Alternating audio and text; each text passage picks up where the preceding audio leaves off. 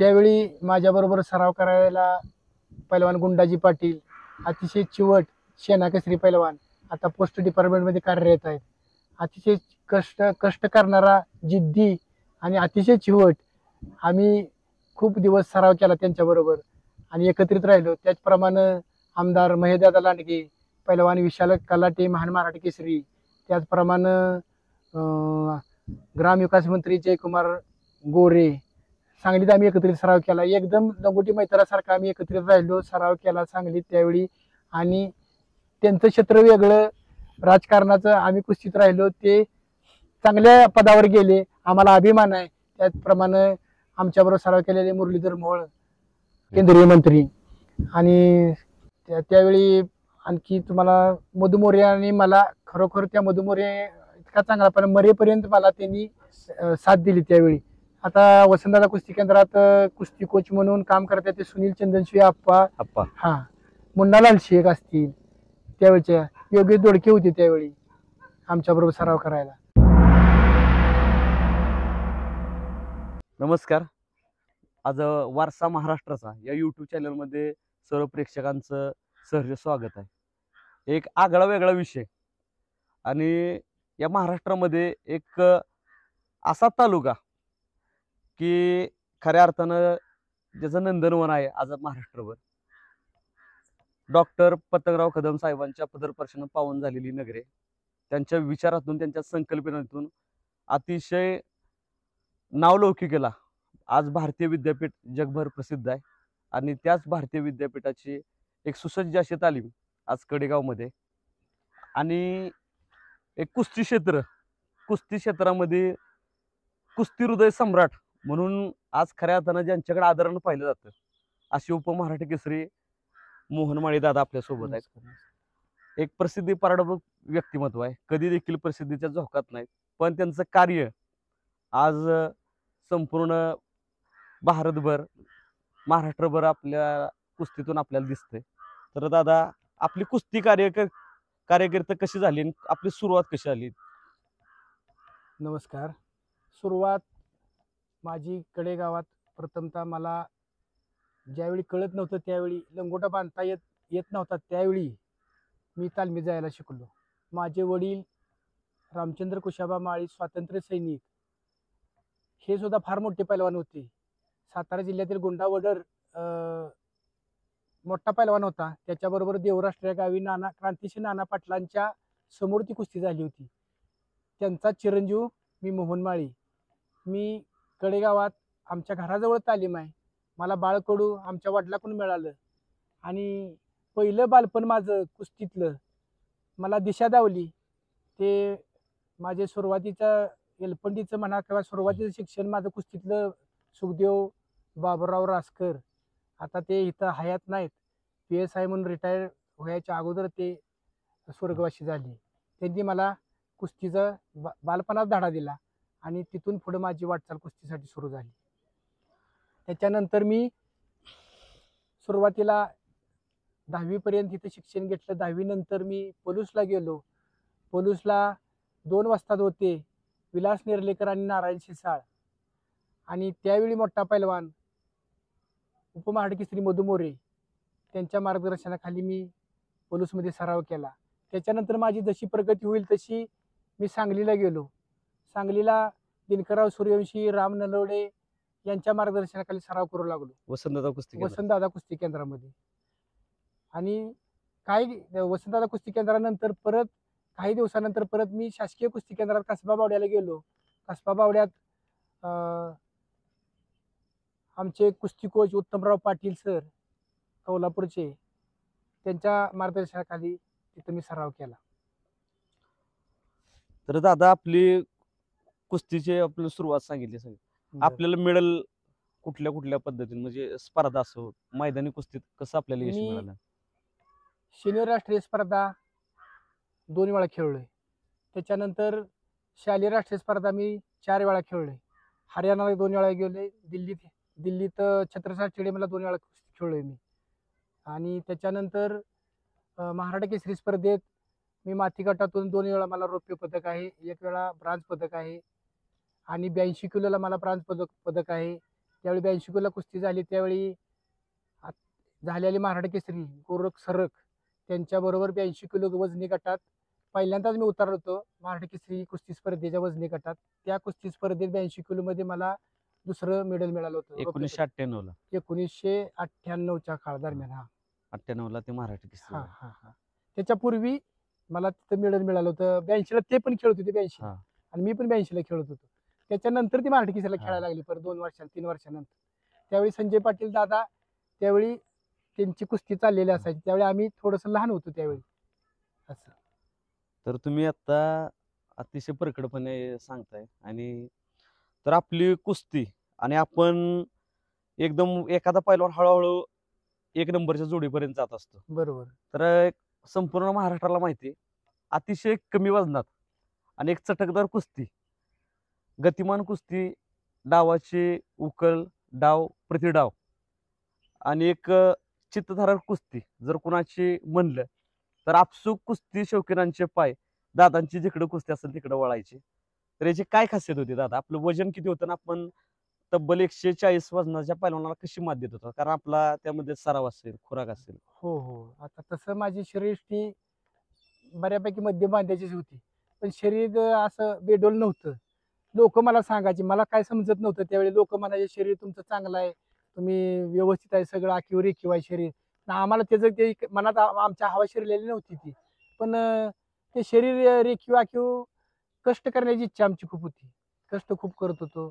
आम्हाला कोच चांगले होते, वस्ताद चांगले होते, मार्गदर्शन चांगलं मिळत होतं. आणि पूर्वी आता जसं आहे तसं पूर्वी आम्ही ओरिजिनल खुराक खात होतो. बदाम असेल, दूध असेल, मटण असेल, दही, ताक, तूप सगळं जी काय असेल ती ओरिजिनल खात होतो. आता ते 1 चमचा घ्यायचं आणि 1 किलोची बराबरी करायचं ते नाही चालणार. म्हणजे आता अलीकडची पिढी आली आहे तशी. तर त्या काळात मोठ्या मल्लांना कसं आव्हान देत होता? आता त्यावेळी एकतर पैलवान होताना सुरुवातीला विल पॉवर लागते अगोदर. पैलवान मस्त शरीराने दांडगे, माझ्यापेक्षा देखणे, माझ्यापेक्षा मोठे पैलवान खूप आहेत असतात. पण जे व्हील पॉवर असते प्रत्येकाला नशिबाचं असतं. बारका मोठा पैलवान ज्याच्या त्याच्या नशिबावर स्टार ठरलेला असतं. मला जे कुस्ती व्यायाम घेत होते ते शिक्षण देत होते, भले मी पोलीसमध्ये असले तर मधु मोरे असतील, दिलीप उसुडे असतील, त्याच्यानंतर नारायण शेसाळ, विलास नेर्लेकर, खूप माझ्यावर प्रेम करणारे लोक, आणि दिनकरराव सूर्यवंशी, त्याच्यानंतर राम नलोडे यांच्या मार्गदर्शनाखाली मी ज्यावेळी सराव करत होतो त्यावेळी त्यांनी शिक्षणच आम्हाला अशी देत होते की तुमच्या अंगात चपळता कशी राहील आणि चपळतेने कुस्ती कशी होईल. आणि त्यावेळेच्या काळात महाराष्ट्र केसरी ज्यावेळी स्पर्धा भरायच्या त्यावेळी बऱ्याच वेळा 4 वेळा अनिर्णित महाराष्ट्र केसरी झालेल्या होत्या. आणि चपळतेची कुस्ती काढायसाठी सूर्यवंशी सर आणि उत्तमराव पाटील सरांनी अधिवेशनमध्ये नियमांमध्ये बदल केला आणि कुस्ती पूर्वीची चितपट कुस्ती ठेवली जायची अर्ध्या तासाची ती त्यांनी गुणावर कुस्ती आणली. 5 ते 6 मिनिटात कुस्ती संपादन निर्णय घेतल्यामुळे इथून पुढे सगळे महाराष्ट्र केसरी तुम्हाला उदयास आले सगळे. अतिशय दादांचे प्रत्येक शब्दाना शब्द आज अभ्यासपूर्ण आहे, ऐकण्याजोग आहे. आणि नक्कीच दादांचं हे मार्गदर्शन पुढील पिढीसाठी आणि पैलवानांसाठी प्रेरणादायी असणार आहे. तर दादा आपण 1 नंबरच्या जोडीत गेल्या, हो, अनेक महामल्लांबरोबर आपल्या कुस्त्या झाल्या. बरोबर. ह्यातल्या आता तुमची कुस्ती जरा आम्हाला प्रेक्षकांना ऐकायला आवडेल की तुमच्या कुस्त्यांचा, कारण प्रत्येक कुस्ती अशी होती तुमची की बघण्याजोगी कुस्ती आणि अतिशय चित्तधारक कुस्ती. पब्लिक पण त्या काळी तुमच्यावर प्रेम करत होतं. बरोबर बरोबर बरोबर. सुरुवातीला पैलवान शिकत असा घडत नाही. वर चढत चढत चढत त्याची कुस्ती सुरू होती. कुस्त्या माझ्या महाराष्ट्रातल्या बऱ्याच मोठ्या मोठ्या पैलवानांच्या बरोबर झाल्या. भले त्यावेळी पैलवान बाळू पडगम असतील, रतनकुमार मठपती कर्नाटक केसरी असतील, मग त्याच्यानंतर संजय हरवडे असेल, दिलीप सिंग गाडीवाले असतील, आपले गोरख सरग मराठी केसरी असतील, पैलवान धनाजी फडतरे असतील, त्याच्यानंतर अमृत भोसले आता सध्या इचलकरंजीला कोच म्हणून आहेत ते, कोल्हापूर महापौर केसरी आहेत, अमृत भोसले असतील. त्याच्यानंतर मौला शेख बरोबर कुस्ती झाली, धनाजी पवार बरोबर कुस्ती झाली. हरियाणाची पैलवान आता हरियाणा केसरी काळूराव म्हणून ज्यानं खरोखर महाराष्ट्रात 3 वर्ष झालं ते महाराष्ट्रात आला. आणि 3 वर्ष महाराष्ट्रात कुस्ती खेळत असताना महाराष्ट्रात एकाही पैलवानाला त्यानं सोडलं नाही. मग भले कुठलेही दिग्गज पैलवान, मौला शेख असू द्या, कुठले भरपूर मोठे पैलवान होते, त्या सगळ्या पैलवानांना त्यांनी पाडलं आणि त्याच्याबरोबर खेळायला कोण तयार होईना, जोडच नाही. जोडच नाही कोण. आणि तो बऱ्याच मैदानात असा फिरून मोकळी पाकिट आणि मानाचा नारळ घेऊन जायला लागला म्हणजे त्यावेळेच्या कोण परिस्थितीत. आव्हानच केलं अख्ख्या आव्हान महाराष्ट्राला. महाराष्ट्राला केलं. हा. आणि मग वारण्याच्या मैदानात सुद्धा कुस्ती कोण खेळायला त्याला महाराष्ट्राला तयार होईना. आणि तो मोतीबाग तालमीत राहिलेला पहिलवान त्यावेळी. मग आता कुणाबरोबर काय करायचं असे 3 वर्ष झालं तो महाराष्ट्रात पैसा गोळा करत हा. होता. मग सीझन नुसता 15 गटचा बांबोडचा आपल्या श्रावण सोमवारचा हा. सीझन चालू होतो पावसाळ्यात जसा आहे. हा. इकडे मोठी मोठी मैदान होतात, पलूस, कुंडल, बांबवड त्या आणि बलवडी हा. आणि देवराष्ट्र ही फार मोठी मैदानं ह्या भागातली सीझनची चालू होतात सुरुवातीच्या काळातली. त्या काळात सुद्धा तो बऱ्यापैकी सगळ्या पलूसमधल्या मैदानात त्यावेळी मला वाटतं राकेश कुमार बरोबर कुस्ती त्याची होती, काडोरामची हिंद केसरी राकेश कुमार. हा.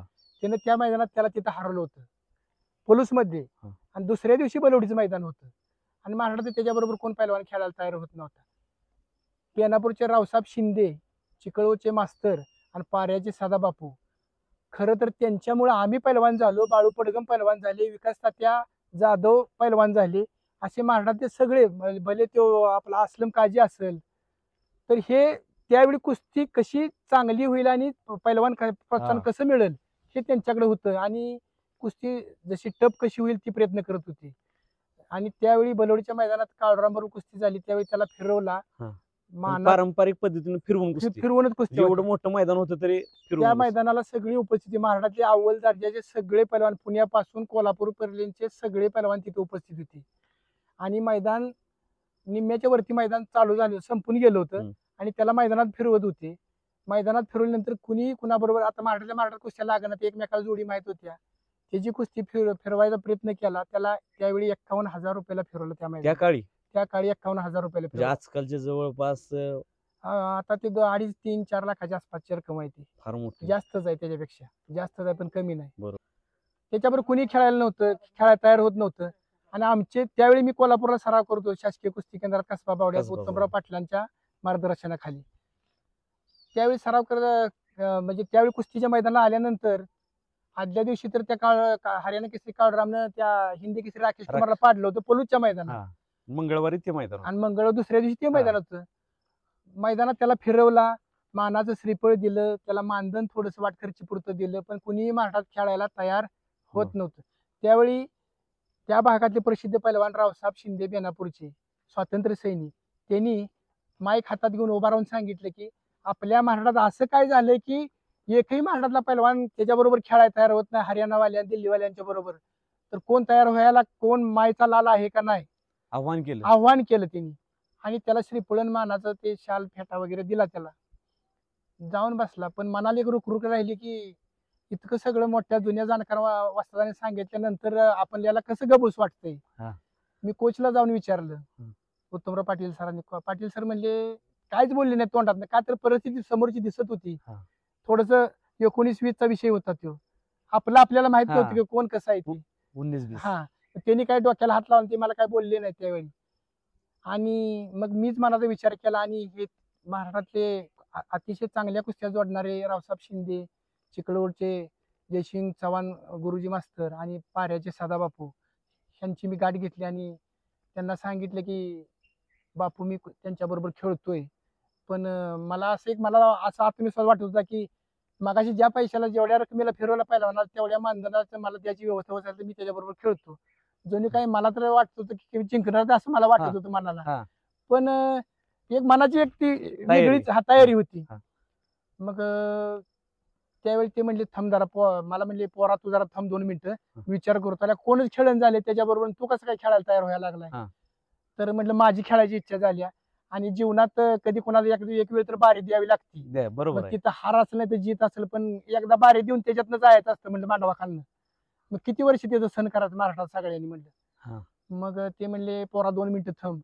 ती 3-4 शेट गोळा झाली, चिकलचे मास्तर आणि बापू वगैरे बाकी सगळी गोळा झाली आणि त्यांनी त्या शेटला बोलवलं की एक पैलवान खेळतोय त्याच्याबरोबर हरियाणा केसरी बरोबर चर्चा पैशाच्या रकमेची जुळणी तुमची होत्या का. ते म्हणले आमची तयारी आहे. आणि त्यांनी लगेच सांगितलं मला आत बोलवून घेतलं. कपड्यावर हरियाणा केसरी काळरामची माझी सलामी झाल्या, पब्लिक उठून टाळ्या वाजवत होतं. त्यावेळी कोणतरी महाराष्ट्रातला मायचाला खेळायला तयार झाला. खऱ्या अर्थानं अभिमानाची गोष्ट आहे. ज्या पैलवानाचा सन्मान करून यात्रा कमिटी त्या ठिकाणी थांबलेली, हा. पण ती एक ईर्ष्या मनात दादांच्या पेटली आणि परत दादांचं रक्त उसळलं की हे थांबलं पाहिजे. यासाठी दादांनी तिथं त्यांना जोड दिली आणि बरं. खेळण्यासाठी तयार झाले. खऱ्या बरोबर. अर्थानं महाराष्ट्राची छाती तिथं अभिमानानं गर्वानं फुगली आणि दादांनी सांगितलं मी जोड दिली आणि तिथंच टाळ्या झाल्या. बरोबर. म्हणजे- त्यावेळी पब्लिकनं सुद्धा असं वाटलं की ह्याला काय का असं कुस्तीचं, पण कुस्ती खेळायला कोणतरी ह्याच्याबरोबर तयार झाला. मोकळा झाला श्रीफळ घेऊन आणि शाल मानाचं पाकिट घेऊन हा. निघाला. मी त्याच्यानंतर वॉर्मअप करून कपडे काढून आल्यानंतर तसा तो माझ्यापेक्षा सिनियर, माझ्यापेक्षा अनुभवी आणि माझ्यापेक्षा तगडा पैलवान होता. का तर त्याची परिस्थिती 3 वर्ष महाराष्ट्रात सगळ्यांनी बघितली होती. हा. दिग्गज पैलवानांनी सगळ्यांनी परिस्थिती बघितली होती आणि नको त्याच्याबरोबर खेळायला. मग सुरुवातीला कुस्ती सुरू झाली. कुस्ती सुरू झाल्यानंतर पहिल्या मिनिटातच मला त्यानं ढाक लावली. सुरुवातीला ढाक लावली. पंच कोण होते? पंच त्यावेळी ऑल इंडिया चॅम्पियन शिरंग शिंदे बेनापूरचे होते. आता ते हयात नाहीत. हा. पण त्यावेळी ते पंच होते आणि सगळ्या लोकांना एक उत्सुकता होती की ह्या कुस्तीचं नेमकं होणार काय, निर्णय होणार काय. हा. आणि मला तगडाच होता तसा बऱ्यापैकी बघायला. ज्यावेळी त्याने सुरुवातीला ढाकल्यावर त्यावेळी मी अर्धा पडलो. त्यावेळी पब्लिकला मी उठून हात केला की बाबा माझी कुस्ती झाली नाही. पब्लिक म्हणलं काय करत त्यांनी काय माहिती. हा. पण पंचांनी पण चांगले पंच होते, हा. शिरंग बाबा म्हणून. हा. त्यांनी कुस्ती दिली नाही मला. हा. अर्धी कुस्ती झाल्या म्हणली, पडलेला नाही तो. दुसऱ्यांदा परत उठून कुस्ती झाली आणि त्या पहिलवानची अशी खासियत होती की 5 ते 7 मिनिटाच्या वर कुस्ती जाऊन द्यायची नाही. हा. जास्तीत जास्त 10 मिनिटं. पण त्याच्यावरती कुस्ती जाऊन देत नाही. कुठल्या तरी डावावर घेऊन तो पाडणारच असं अवस्था सटकदार होती. कुस्ती. हा. त्याच्यानंतर मग त्यानं त्याचा एक पेटंट डाव होता. समोरून असं काखेत हात घालून उलटी लावायचा प्रयत्न करत होता तो. त्यावेळी कुस्ती परत सुरुवात झाली आणि 4थ्या मिनिटाला तो मला वरून हात टाकून उलटी लावण्याचा प्रयत्न करून चड्डी धरून माझी प्रयत्न करत असताना मला समोरून त्याचे दोन्ही आपले जे किस्ताक असतं जांग्या, त्याला मी हात माझे बसले दोन्ही आणि मी ज्यावेळी उलटी लावतो त्यावेळी माझा पाय काढून मी त्याला आखडी डावावर त्यावेळी चितपट पाडलं. त्यावेळी अक्षरशः पब्लिक मधनं मला पैसे गोळा करत नव्हते, कळत नव्हते. आणि उत्तम पाटील सर त्यांनी काही मला होकार दिला नव्हता कुस्ती खेळ म्हणून, पण त्याला आत मैदान डोक्यावरून नाचत होतं पाटील सरांना त्यावेळच्या परिस्थितीला. आणि मला पैसे गोळा करायला सुचत नव्हती. इतके पैसे मला परिस्थिती आज तुम्ही सांगताय आमच्या अंगावर काटे. आणि मैदान सुटल्यानंतर प्रत्येक माणसांच्या तोंडात एकच विषय होता की मोहन माळीला तिथल्या भवानी माता त्याला पावली. ती भवानीची यात्रा असते, भवानी माता त्याला पावली. एवढी पब्लिक आला आणि तिथं कुंडलची त्याच वेळी कुस्ती बघायला कुंडलची यात्रा कमिटी आलेली होती. आणि 15 दिवसानं कुंडलचं कुस्ती मैदान होतं. त्यावेळी ही कुस्ती झाल्यानंतर मी बक्षीस वगैरे गोळा करून, मला बक्षीस घ्यायला कळत नव्हतं. मी टी-शर्टची गाठ मारली, त्या टी-शर्ट मध्ये मी पैसे कुचत होतो. बाकीची पोरं 2-4 ठिकाणी ते पण पैसे कुचत होते दुसरीकडे. प्रत्येकाला आनंदाच्या भरात सगळेजण एकमेकाच्या इतकं माणसाला आनंद झाला होता. संपूर्ण जणू महाराष्ट्र जिंकलाय असा गर्व सगळ्यांना त्यावेळी झाला. आणि त्याच्यानंतर तिथं कुंडलची यात्रा कमिटी आली होती. कुस्ती जरा थोडस मैदान शांत झालं आणि मला बोलवून घेतलं, अरे पोरा इकडे ये. मग त्यावेळी ते कुंडलची बऱ्यापैकी सर्वच जाणकार मंडळी होती. त्यांनी विचारलं बाळू पडगम बरोबर कुस्ती खेळणार का. आता तसा बाळू पडगम आम्हाला बघायला गेलं तर सिनियरच, वयानं बी थोडासा सिनियर येतील ती आम्हाला तात्या. आणि आम्ही तर थोडस लहानातून सुरुवात केल्यामुळे आम्ही खालून वरती निघालेलो होतो. तर थोडस मला बी अंगात हुरूप आलेले. आता काय काळरामला पाडले म्हटल्यानंतर थोडक्यात तिथं एक टर्निंग पॉईंट माझ्या जीवनाचा टर्निंग पॉईंट झाला ते तिथं. आणि मग तिथं माझी कुस्ती बलोडीच्या मैदानात. मी म्हटलं रकमेचं कसं विषय, रकमेचा काय विषय करू नका तुम्ही, तुम्हाला पैसे द्यायची व्यवस्था करतो. आणि त्यावेळी माझी कुस्ती त्या बलोडीच्या मैदानात बाळू पडगम तात्याबरोबर कुंडलला कुस्ती ठरली. म्हणजे बलवडी तुमची भाऊंच्या बरोबर कुस्ती बाळू पडगम बरोबर ठरली. आणि कुस्ती ठरल्यानंतर 15 दिवसाचा अवधी होता. आणि ज्यावेळी मी परत तिथून बलोडीच्या मैदानात ज्यावेळी सरावासाठी कुस्ती केंद्रात गेलो, शासकीय कुस्ती केंद्रात, त्यावेळी आमची कुस्ती कोच उत्तमराव पाटील सर वारंवार सूचना करायची की मोठा पैलवान आहे, धरतो कसा, कसदार आहे, दमाला चांगला आहे, बोट धरली तर बोट वगैरे धरायची, असं म्हणजे मला ते सांगत होते असं करत. पण माझं नेहमीच जे सराव होता प्रॅक्टिस, आपले उत्तमराव पाटील सर त्याच्यात आणखी काय थोडस मला सूचना करत होते. आणि कुस्तीची अक्षरशः त्यावेळी 15 दिवसानं परिस्थिती आली. त्यावेळी आमच्या कडेगावात एक क्रिकेटचा लागून, एक चेंडू लागून मुलगा हे झाला होता. त्यावेळी गदेचं प्रमाण कमी होतं. त्यावेळी मोठं शिल्ड ठेवलं, चषक मोठं, आणि गदा गदा म्हणजे आता गदा गल्लोगल्ली गदा झाली त्या बरोबर त्यावेळी गदेचा विषय नव्हता कुठं काय. मग शिल्डवर बॉल आहे. शिल्डवर बॉल आहे. मग आणि त्यावेळी सुरुवातीला माझ्या म्हणजे कुंडलमध्ये आतापर्यंत आणि इतिहासात त्याच्या पूर्वी पण नाही त्याच्यानंतर पण नाही इतकं पब्लिक कधी गोळा झालेलं नव्हतं कुंडलमध्ये. त्यावेळेचे जर फोटो तुम्ही त्या कुंडलच्या यात्रा कमिटीच्या ग्रामपंचायतीमध्ये जाऊन बघितले तर त्याच्या पूर्वी सुद्धा इतिहासात एवढं इतकं पब्लिक नव्हतं. ते डोंगरावर खाणीच्या पलीकडे पब्लिक जाऊन बसलो होतो. पश्चिम बाजूला खाना एक तिथं बाळूपडगम बरोबर माझी त्यावेळी कुस्ती सुरू झाली. भाऊंच्या बरोबर कुस्ती कारण अनुभव मोठा. हो डबल उपमहाराष्ट्र केसरी होय, होय, भाऊंच्या बरोबर कुस्ती होय लागली. होय होय त्यांनी 1993-97 ला हो हो हो. डबल उपमहाराष्ट्र केसरी ठरलेले. दडपण तुमचं कसं आलेलं त्यावेळी? खरं तर बाळूपडगम खरंच महाराष्ट्रातला खरोखर शहाणा आणि चांगला आणि चिवट आणि दमदार पैलवान. इतका चांगला आणि शहाणा दमदार पैलवान की महाराष्ट्रात खरोखर त्याचं नाव काढण्यात सूर्यवंशी सरांनी बाळूपडगमला जगदीश कालीरमण त्याच्याबरोबर कुस्ती झाली होती बांबोडच्या मैदानात. आणि महाराष्ट्रात कुणी त्या जगदीश कालीरमण बरोबर खेळलं नव्हतं. चंदीग्रामचा पोरगा जगदीश कालीरमण 1 तास बाळूपडगम त्याच्याबरोबर खेळला होता. आणि सूर्यवंशी सरांच्याकडून 500 रुपये बक्षीस म्हणजे 5 लाखाचं बक्षीस असल्यासारखा विषय होता तो. तर असा बाळूपडगम होता. आता कुस्तीत हार जीत ही राहते पण खरोखरच बाळूपडगम आम्हाला म्हणजे आमच्यापेक्षा सिनियर चांगले होते. पण योगायोग कुस्ती लागली त्यांची माझी सुरुवात झाली. मला सुरुवातीला त्यांनी खाली धरून आणलं आणि त्यांना पण थोडंच वाटत की कालचं नवीन पोरगा आहे म्हणजे काल आम्ही खालून वर निघालतो. कुस्तीत डाव असतो डावात काय लहान आणि मोठा काय होऊ शकत नाही. मला गदालोट डावावर तिथं त्यांच्यावर मी मात केली. आता तसं पहिलवानाला एकमेकाला आपण असं हरलो म्हणता येत नाही पण त्यावेळेच्या परिस्थिती तसं ते झालं. आणि कुस्ती झाल्यानंतर मी मैदान सुटेपर्यंत मी लुंगी भरून पैसे गोळा करत होतो. मला पब्लिक बोलवून पैसे देत होतं. पब्लिक इतकं मला माझी पब्लिकानं मला मी कपडे घालायला मला मी मैदान सुटल्यानंतर कपडे घातले. किती बक्षीस झालं साधारण? त्यावेळी काय सांगता येत नाही पण मला वाटतं की कुस्ती जेवढी कुस्ती होती तेवढं मला बक्षीस मिळालं होतं. कुस्ती किती लागली? कुस्ती 51,000 रुपये लागली त्यावेळी. तर बघू शकता आज कष्ट आणि जर मेहनत जिजारी जर असेल तर अनेक जण म्हणतात की आमच्यापाशी येत नाही कारण सांगत असतात.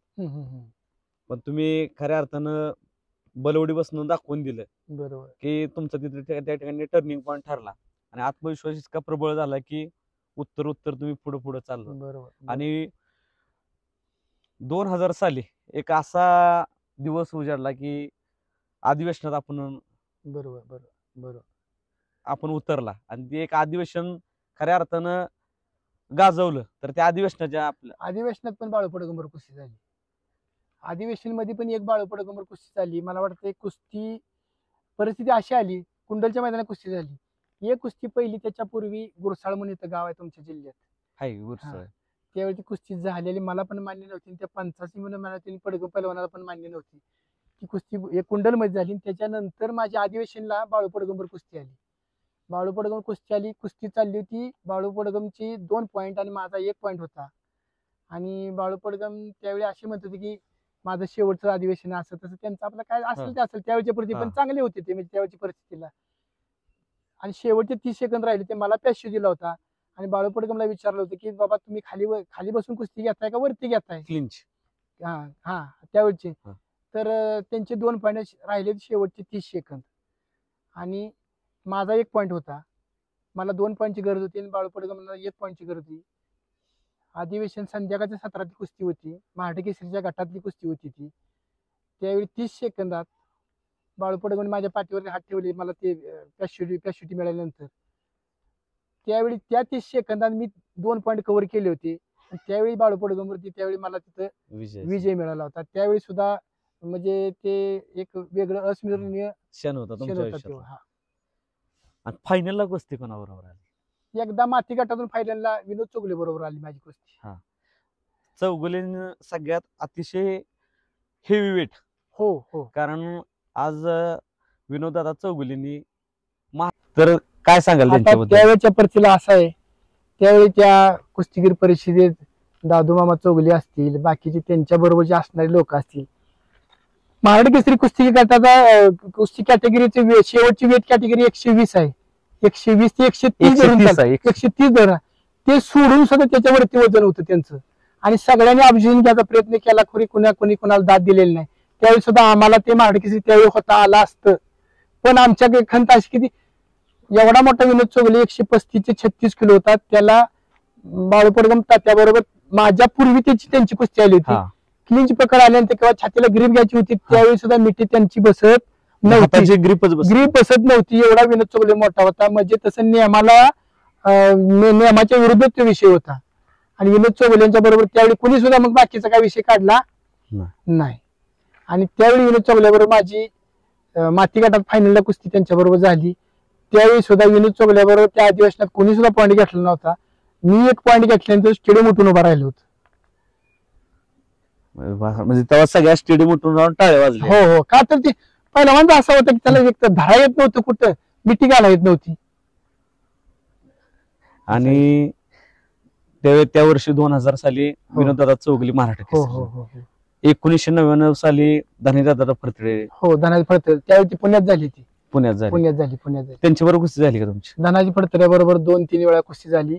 आणि ते महाराष्ट्र केसरीत झाले. त्याच्या अगोदरपासून सुरुवातीपासून जसे जसे पहिलवान आम्ही मोठं होतोय तसं 2-3 वेळा त्यांची माझी कुस्ती झालेली आहे. धनाजी पाटील बरोबर, आपले धनाजी फडतरे बरोबर झाले. त्याच्याबरोबर मला मग सांगितलं रतनकुमार मठपती बरोबर झाली. डबल कर्नाटक केसरी. संजय हरोड्या बरोबर झाली. कल्लापा शिरोळ म्हणून पहिलवान होता एक कर्नाटकचा, त्याच्या बरोबर झाली. पुन्हा तेरदाळ म्हणून होते कर्नाटकचे, त्यांच्या बरोबर झाल्या कुस्ती. आणि पूर्वी आता कुस्ती युट्यूबला त्याच्यानंतर तुम्हाला मोफत कुस्ती बघायला मिळाली जाती. त्यावेळी कुस्ती तिकीटवर होती, त्यावेळी पब्लिक तिकीट काढून कुस्त्या बघायला येत होतं. त्यावेळी कुस्तीला तेवढं महत्व ग्लॅमर होतं. आजकाल अनेक मैदान आपण बघतोय, अनेक मैदानाची घट चाललेली संख्या प्रेक्षक आता तेवढ्या प्रमाणात नाहीत. कारण आज अनेक पैलवान दादांसारखे आजकाल खऱ्या अर्थानं म्हणजे बघायला दिसत नाहीत. असं दादांच्या विचाराचा पैलवान या महाराष्ट्राला घडावे हीच आमची इच्छा आहे. आणि आता तुमचा सगळ्यात आवडता पैलवान कुठला म्हणजे त्यावेळेच्या काळात? त्या काळातला. आता त्या काळात आवडतं म्हटलं तर एक आदर्श, बाबा ह्यांच्याकडे बघून मी कुस्ती मेहनत एक प्रेरणा म्हणून. बरोबर. त्याच्या परिस्थितीला 2-3 पैलवान माझ्यावर म्हणजे मी त्यांच्याकडे बघून त्यावेळी महाराष्ट्रात गरीब घरातनं अप्पालाल शेख राष्ट्रकुला सुवर्ण पदक आणलं होतं आणि शाहपुरीत सराव करत होते. संजय पाटील दादा, माऊला शेख, बाला रफिक. आम्ही लहान होतो त्यावेळी, त्यांच्या एवढे जोडी नव्हते, आम्ही नावं घेतली त्यांची, तर ते मोठेच होते त्यावेळी अप्पालाल शेख, संजय पाटील यांच्याकडे बघून आम्ही पैलवानकीचं पुढची दिशा आम्हाला चांगलं वाटत होतं की यांना बघून आपण असं पैलवान व्हावं. योगायोग असा, कोल्हापूर महापौर केसरी भरल्यानंतर त्या महापौर केसरीला पुऱ्या भारताचे पैलवान बोलले होते, ती अशी ठेवली स्पर्धा. आणि आम्ही त्यावेळी त्या स्पर्धेत खेळलो होतो. आमच्या बरोबर पैलवान नारायण साळुंके आणि पैलवान मधु मोरे पोलूची, त्या स्पर्धेसाठी आम्ही गेलो होतो. त्यावेळी सूर्यवंशी सर वगैरे त्यावेळी त्या स्पर्धेला आली होती. त्या स्पर्धेला गेल्यानंतर आमचं वजन जास्त, पण तेवढं तेही नव्हतं, म्हणजे गट नव्हता. म्हणजे वजन आम्हाला ते भत्ता मिळेल या शिवाय आम्ही खेळलेलो त्यावेळी तिथं. आणि त्यावेळी अप्पालाल शेखनं माझ्यावरती कात्रण पण असेल अजून की राष्ट्रकुल स्पर्धेला सुवर्ण पदक हे गटात भारतात त्यावेळी ते घेऊन आली होती. आणि त्यांची मुलाखत मी पेपरला वाचून त्यांच्याकडे बघून ती त्यांचं डोळ्यापुढे आदर्श घेऊन चाललेलं होतं. आणि अप्पालाल शेख पण त्या स्पर्धेला तिथे उतरले होते. आणि मला वाटतं संजय कुमार का काहीतरी त्यावेळेचा पहिलवान त्यांच्याबरोबर फायनलला कुस्ती आली. पण त्या गटात आम्ही उतरल्यामुळे आम्हाला आमची त्यांची कुस्ती 10 मिनिटाचा राऊंड होता. मी त्यावेळी 10 मिनिटं कुस्ती त्यांच्याबरोबर खेळलो. आम्ही आमचं वजन कमी असून त्यावेळी मी तसा अप्पालाल शेख राष्ट्रकुलला सुवर्ण आणल्यानंतर मोठाच पहिलवान, पण त्यांच्यावर खेळल्यानंतर मला हरल्यानंतर बक्षीस मिळालं होतं.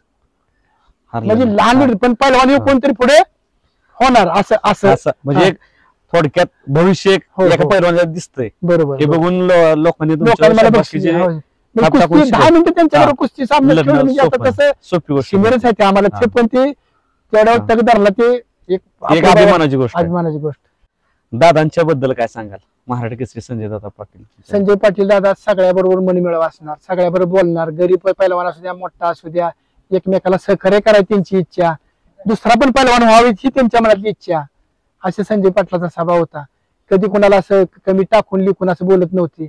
एकमेकावर हसून खेळून राहायची आणि कुस्ती मेहनतीला सुद्धा सगळ्याबरोबर एकत्रित राहायची. आणि आज एक असा एक प्रश्न आहे की अनेकांना एक खंत वाटते की 1952 साली ऑलिम्पिक वीर खशाबा जाधव, बरोबर हे सुपर वजनी गटातून श्रीरंगाप्पा जाधव, बरोबर कृष्ण मानगावे, त्याच पद्धतीनं बंडामामा रेटरीकर असतात, बरोबर हे ऑलिम्पिक पर्यंत या महाराष्ट्रातून जात होते. होय होय आता 2025 आले तरी देखील अजून एक देखील म्हणलं का या महाराष्ट्रात घडत नाही ते ऑलिम्पिक पर्यंत जाऊ शकतो. बरोबर आहे, बरोबर. कारण स्पर्धात्मक कुस्ती हा आणि मैदानी कुस्ती आता थोडस महाराष्ट्रात काय होतं, एक महाराष्ट्र केसरी झाला की बाकीचे पैलवान थांबले जातात आणि गावात खेडेगावात एखाद्या मैदानात जत्रेत कुस्ती केली की तो पैलवान झाला, रस्त्यावर फिराय मोकळा झाला. पूर्वी पैलवान रस्त्यावर फिरणं माणसं लोक नावं ठेवत होती. पैलवानानं पाठीची मेहनत मारायची आणि रस्त्यावर दिसायचं नाही म्हणून तुम्हाला तिकीटवर बघितलं जायचं. आता पैलवान तुम्हाला कुठेही उपलब्ध होते, तुम्ही कुठेही हात मारा, रस्त्यावर डांबरीवर कुठेही. आता मी काही गोष्टी बोलत नाही त्या पोटातनं, तुम्हाला कुठेही पैलवान दिसेल. त्यामुळे पैलवानानं पैलवानाची किंमत कमी करून घेऊ नका. उलट तुम्ही कसं अपडेट राहशील किंवा आपली हिंद केसरी मारुती माने त्या काळात पैलवानाची प्रसिद्धी व्हावी म्हणून मीडिया बरोबर मांडत होती त्यावेळी. हा तुम्ही काय लक्ष देत आणि आता इतकी मोठी मीडिया झाली आहे की इतकं मोठं सोर्स आहे त्याचा उलटा परिणाम व्हायला लागला परत असा. आणि दुसरा विषय असा की आता ह्या ऑलिम्पिकला वगैरे जात नाही, पैलवानाची कष्ट करण्याची इच्छाशक्ती फार मोठी पाहिजे. दुसरा विषय असा की पैलवानानं ओरिजिनल खुराक आहे तो खाऊन पैलवान होणं सगळ्यात त्याच्या आयुष्यात आयुष्य पण चांगलं वाढेल, त्याचा परफॉर्मन्स पण चांगला राहील. आणि तात्पुरत्या शॉर्टकटच्या मार्गाला लागून किंवा काय कुस्तीने शॉर्टकट कशासाठी करायचा, एक तर तुम्हाला खुराक खायचा नाही. दुसरा विषय जे काय तुम्हाला औषध पाणी जे काय घेता कुस्तीच्या उत्तेजक द्रव्य, तर हे कशासाठी घेता, तर एक तुम्ही मेहनत कमी मारायसाठी घेता का कशासाठी घेता माहित नाही. तुमची मनाची कष्ट करायची ईर्ष्या जिद्द आणि कष्ट करायची तयारी ठेवा. शॉर्टकटच्या मार्गाला इंजेक्शन घेऊन तात्पुरतं तुम्हाला परफॉर्मन्स मिळेल असं नका करू नका, त्याचा परफॉर्मन्स मिळणार नाही. आणि पैलवान 1, 2, 3 वर्षात पैलवान होत नाही. तुम्हाला थोडस इंजेक्शन घेतल्यानंतर 2-3 वर्षात तुम्हाला दिसते. आताची परिस्थिती या महाराष्ट्र अशी झाली आहे, 2-3 वर्ष पैलवान चांगला आला आला आला म्हणून तर पैलवान संपलेला आहे. तर असं नाही, पैलवान की 1-2 दिवस नाही, 10, 15, 20 वर्षात 25 वर्षाची पैलवान की तपश्चर्या आहे. त्यावेळी पैलवानाचं तुम्हाला नाव मोठं पाहिजे असेल तर टिकून राहावं लागेल. बरोबर आहे. खऱ्या अर्थानं हे विचार आज स्वतः प्रत्येकानं आपल्या जीवनात आणणं आज गरजेचं आहे आणि आज काळाची गरज आहे. कारण अनेकांनी आज खऱ्या अर्थानं कुस्तीकडे बघतोय आपण जरा पाठ वळवलेली आहे, पण हे जे कारण काय आहेत हे शोधून कुस्तीला पुन्हा एकदा कशा पद्धतीनं चांगले दिवस येतील यासाठी चॅनलच्या माध्यमातून हा उपक्रम आहे की जुन्या पैलवानांच्या विचाराला उजाळा. बरोबर, कारण आज खरोखर गरज आहे. कारण तुम्ही आम्ही बघताय आजकाल परिस्थिती कशी, बरोबर यासाठी. तर दादा आज आणि आत्ताचा तुमचा आवडता पैलवान कुठला चालूचा की ह्या पैलवानाकडे खरोखर एक भविष्य आहे? बरोबर. आता हे कसं आहे अलीकडे तर बऱ्यापैकी पैलवान आता कुणाचं नाव सांगतात तुम्हाला एक वाटतं बाबा हे म्हणजे हाय आदर्श? कारण काय माहितीये का, कारण कुस्तीला एक वय आहे, कुस्ती शाश्वत खेळ नाही, उद्या काय झालं तर हे आहे. त्यामुळं दोन्हीचा आता अलीकडच्या पिढीला असं काय समतोल ठेवला पाहिजे. आता मी जरी काय सांगितलं तरी ती पैलवान 2-3 वर्षाचा प्रॉब्लेम येतोय परत हो, म्हणजे टिकू शकत नाही. पैलवान आता 1-4-5 पैलवान काका पवार पैसे आहे ती. आता बऱ्यापैकी कोल्हापूरला पैलवान सोडून पुण्यात पैलवानकी जास्त तयार व्हायला लागली. पूर्वी कोल्हापूर बाहेर करत होतं पैलवानकीचं, पण आता सगळीकडे आधुनिकता आल्यामुळे गावोगावी तालीम झाली. बऱ्यापैकी महाराष्ट्रात एक चांगले पैलवान बऱ्यापैकी आहेत आता नवीन उद्योन्मुख. तर मी काय कुणाला नाव सांगत नाही.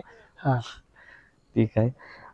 खुराक आता काय खाल्ला पाहिजे आता, कारण पूर्वीच्या काळात एक पैलवान जर एखादं नाव आलं तर एका पैलवानाचा तब्बल म्हणजे एक तब 12-10 वर्ष एक परफॉर्मन्स आहे असं राहायचं. बरोबर. ते आजकाल दिसत नाही. काय खुराक काय काय होता त्यावेळी सुरुवातीच्या काळात जास्त करून जुन्या पद्धतीने जे खुराक असायचा पूर्वी.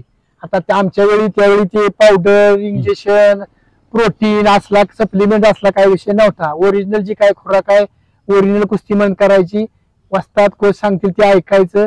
बदाम तूप आणि मांसाहार जो काय असेल ती, मग अंडी वगैरे बाकीचं काय असेल ती शेत आणि फळ तुमचं फ्रुटचं जे काय ज्यूस वगैरे ही खुराक आम्ही त्यावेळी घेत होतो सगळं. आणि येणाऱ्या पिढीला काय सांगेल बाबा कुस्तीत करिअर आणि तुमचं येणारं जीवन हे कसं घडू शकतं एक दोन शब्दात आपल्याला सांगा. येणाऱ्या पिढीला एकच उपदेश करू शकतो की मी कुस्ती जर क्षेत्रात उतरा तर कुस्तीविषयी प्रामाणिक राहावा आणि कष्ट करायची तयारी असेल तरच कुस्तीकडे वळा. कष्ट करायची तयारी नसेल तर त्या कुस्तीकडे काय तुम्ही म्हणजे न वळल्याला बरं. का तर तसं पण बघायला गेलं तर शरीर असं पण जिमला वगैरे गेलं तर शरीर तुमचं पहिलवानासारखं दिसू शकतं आणि कष्ट करायची तयारी नसेल तर तुम्हाला मग मैदानात पण कुस्ती निघणार नाही, स्पर्धेत पण कुस्ती निघणार नाही आणि घरातल्या माणसाला पण त्रास होईल. खर्च बिनकामाचे पैसे पडणार आणि घरातल्या माणसाला आपण बुडवल्यासारखं होईल. तर तसं न करता तुम्ही इथून पुढच्या काळात कष्ट करायची जिद्द असेल आणि करायचं होत नसेल बाबा 3 वर्ष 4 वर्ष पहिलवानी केली 10 वर्ष केली आपल्याला होत नाही तर आपलं त्याच्या आई वडिलांनी आपलं त्याच्याकडे बघावं की आपल्या काय प्रगती होत नाही काय नाही आणि चांगल्या मार्गाला लावून त्याला एखादा व्यवसाय असेल नोकरी असेल किंवा एखादं घरचं काय असेल त्याच्यात गुंतवून त्याचं आणि तो काय वाया जाणार नाही. भले त्याला कुस्ती आली नाही म्हणून तो वाया जाणार नाही. एक निरशय राहणार, त्याचं आरोग्य चांगलं राहणार आणि संस्कार त्याच्यावर चांगले राहणार की नम्रता पण राहणार त्याच्याकडे. तर अलीकडच्या पिढीनं ह्या मृगाजळाच्या पाठीमागे न धावता सप्लिमेंट पावडर उत्तेजक द्रव्य घेण्याच्या पाठीमागे न धावता तुम्ही क्षणी काय आता यश मिळालं म्हणून तुम्ही तुम्हाला तात्पुरतं बघताय पण तुमच्या आयुष्यातल्या शरीराच्या किती पार्टवर त्याचा परिणाम झालेला असतो ते सांगू शकत नाही. बरोबर. तरी या मुलाखतीच्या माध्यमातून नवोदित मल्लांना विनंती आहे की जर कोणाला जर प्रॅक्टिस आणि कुस्ती क्षेत्रात जर यायचं असेल तर अभिजितदादा कुस्ती केंद्रामध्ये प्रवेश घ्या आणि आजकाल चांगले गुरु असणं देखील आज महत्वाचं आहे. कारण आजकालचा परिस्थिती ही फार वेगळी आहे. यासाठी प्रत्येकानं आपापल्या पद्धतीनं योग्य ती गुरु निवडा आणि आपली कुस्ती सुरू ठेवा. कारण आजकाल दादा पैलवानांची घटत चाललेली संख्या आहे. बरोबर. आज पंचकृषीत एखादा पैलवान मिळू शकत नाही. एखादा मुलगा प्रॅक्टिस करतोय पण ते पुढे काय जर त्याचा आदर्श ठेवला तरच त्या खालनं येणारी पिढी सुरू राहणार. अन्यथा हे क्षेत्र शेवटच्या घटकात आता मस्त आहे. बरोबर. त्याबद्दल काय सांगाल तुम्ही आता हे आपल्या हातानं आपल्या पाया दगड मारून घेतल्यासारखा विषय. जे ओरिजिनल आहेत काय बोटामध्ये पण जे काय खरोखरच पैलवानकी घरात त्यांच्या पैलवानकी पूर्वी केलेले लोक आहेत आणि त्याचा ह्या औषध गोळ्याचा दुष्परिणाम होणाऱ्या घरातल्या माणसाला अनुभव असलेली माणसं 24 ज्या पैलवानच्या पाठीमाग आहेत ते त्या घरात आता पैलवानकी घडत आहे. बाकी इतर वस्तादाला मान नाही. बाकीची एखाद्या सल्ला चांगला देतो की त्या वाटेला जाऊ नका त्याला पण ते पैलवान त्या अंगात रग असल्यामुळे त्यांना दाद देत नाहीत. तर त्या वाटेला किंवा त्या चुकीच्या मार्गाला न जाता एकतर प्रामाणिकपणे पैलवानगी करावी नसेल तर आपलं घर संसार परपंच नोकरी व्यवसाय ओळखलेला सगळ्यात चांगला. का तर ते पैसे खर्ची टाकून घराच्या माणसाला कुठेतरी उपयोग येतील ते तुम्ही वेस्टेज न घालू तर आपलं कुठेतरी चांगला मार्ग धरून चुकीच्या मार्गाने न जाता. दुसरा विषय असा आता पण पैलवानकी करून पैलवान सोडल्यानंतर पण मला वाटतं 100 120 110 90 95 किलोचे पैलवान असतात. त्या पैलवानाने सुद्धा परत कुस्ती खेळायला पाहिजे. ही पूर्वी घडत नव्हतं. असं नवीन सुरू झाले. आता नाही करायला पाहिजे. बाकीची तुमची पिढी तुमच्याकडे बघून पुढचं संस्कार अनुकरण करत असत्या. हे असं नको व्हायला. का तर मग पुढे कुस्तीत तसला ईर्ष्या होत नाही. पब्लिकामध्ये परत चर्चा बिनकामाची सुरू होती.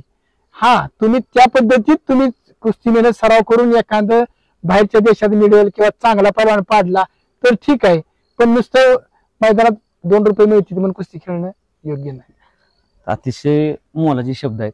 आणि नुकतंच एक 4-5 दिवसापूर्वी वैभवदादा रासकरांची पण निवड झाली. बरोबर. त्याच पद्धतीनं रणजित भाऊ पवार असतील, होय सुधीर भाऊ असतील, बरोबर अनेक म्हणलं म्हणजे अभिदादा भोसले असतील. हो असे अनेक म्हणलं तुम्ही घडवलेले. आता इथं रणजित पवार माझ्या अमोल यादव पण येतात. यांनाच कुस्ती अमोल यादव पण सूर्यवंशी सरांच्या नंतर इथे येत होते. रणजित पवार पैलवान होते. पैलवान सुधीर जाधव होते. आता सगळ्याची नावं घेताना अभिराज भोसले होते. तुमचं ते इंगळे विकास इंगळे होता. आता ती पैलवानची नावं घ्यायची असा विषय. मल्हारी मध्ये मराठाला त्यावेळी खेळलेला पैलवान चांगला होता माझ्या जवळ त्यावेळी. आता इथून बऱ्यापैकी वैभव रासकर सुद्धा सुरुवातीला पाया माझ्या जवळच आहे. शेखर दोडके असेल ही सुरुवातीला पैलवान इथंच माझ्यापाशी सुरुवातीला होती. पण हे आता सगळ्या म्हणजे सामाजिक जीवनात ते आता प्रत्येकाच्या आपापल्या पायावर स्वतः उभा राहिले. हे आज महत्वाचं आहे. बरोबर. साहेबांच्या बद्दल काय सांगाल? कारण खऱ्या अर्थानं कडेगाव म्हणलं की साहेबांचं नाव येतं आणि भारतीय विद्यापीठ बरोबर त्याचबरोबर ही तालीम ही सुसज्ज. आज एक महाराष्ट्रात अशी तालीम हवेली प्रमाणात तालीम आहे, पण आता या ठिकाणी पैलवानांची संख्या वाढली पाहिजे, हाच या पाठीमागचा येतो. बरोबर साहेबांच्या बद्दल काय सांगाल? कारण साहेबांचा दूरदृष्टिकोन इतका प्रबळ आहे आणि इतका विशाल आहे, बरोबर. त्यांच्या विचारातून हे सगळं सुरू आहे. तर काय आता- सांगाल? आता आदरणीय आमचे पतराव कदम साहेब, त्यांनी ज्यावेळी मी पहिलवानगी करत होतो त्यावेळी हे मीडियाचं माध्यम नव्हतं. युट्यूब, मोबाईल, फोटो काढायला कॅमेरा मिळायचा नाही. त्यावेळी ती असलं माध्यम काय नव्हतं. त्यावेळी पेपरला वाचून साहेब माझी 2 ते 3 वेळा कोल्हापूरला कुस्ती बघायला आले होते, पतराव कदम साहेब. आणि त्यावेळी कडेगावात भारतीय विद्यापीठाचं अभिजात क्रीडा संकुल निर्माण होईल ही वाटत नव्हतं कोणाला. पण साहेबांनी त्यावेळी आपल्या गावातला, आपल्या भागातला कोणतरी एक मोठा पैलवान आहे आणि आपल्या भागातली पोरं बाहेर कोल्हापूर, सांगलीला खेळायला जातात. म्हणून त्यावेळी साहेबांनी Vyankatrao Pawar, Krishna Raskar all India champion आणि पैलवान कमलाकर चौगुले सर यांनी साहेबांच्या पाठीमाग लागून आणि आमचे वडील स्वातंत्र्य सैनिक रामचंद्र कुशाबा माळी यांनी साहेबांच्या पाठीमाग लागून आपली पोरं कोल्हापूर, सांगली, दिल्लीला घालण्यापेक्षा आपल्या भागात तिथं तालीम बांधूया साहेब. आणि साहेबांनी ती मनाव घेतलं आणि 2008 साली तालमीचं ओपनिंग झालं. धन्यवाद. आणि त्याच्यानंतर साहेबांच्या पाश्चात राज्याचे माजी मंत्री विश्वजित कदम साहेब, शांताराम बापू, जितेश भैया सगळ्यांचं लक्ष या तालमीकडे असतं. ते पैलवानाला आता ते वरचीवर आले तर पैलवानाला कमी जास्त इथं 5 वॉचमॅन आहेत, 2 वस्ताद आहेत, इथं स्वच्छता करायला 3 ते 4 माणसं आहेत. इथं इतकी सेवा महाराष्ट्रातल्या कुठल्याही तालमीत सेवा करायसाठी दिलेली नाही. मी बघितलं, अतिशय स्वच्छता आहे.